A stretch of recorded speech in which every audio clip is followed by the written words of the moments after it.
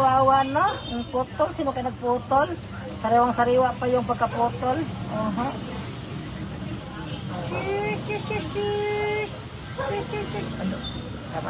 Doon lang sa lamisa. So, ayan po yung pagkaputol po ng kanya pong paa po, no?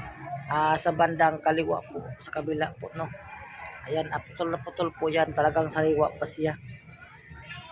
Kaya, pangsamantala po namin na-content itong si Mingming. Hindi ko alam kung sino po ang may gawa at talagang pinutol po yan. Ayan po, sariwang-sariwa pa puno ang kanyang pagkaputol. Kaya pinakain muna namin siya ng nokma.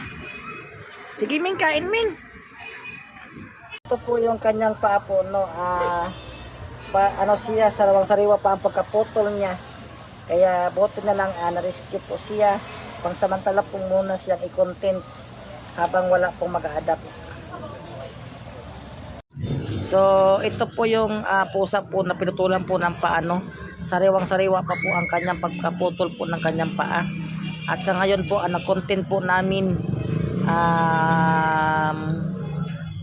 bukas po, mamaya po i-post ang video para makita po nyo talagang pinutol ang paa at sariwang-sariwa pa.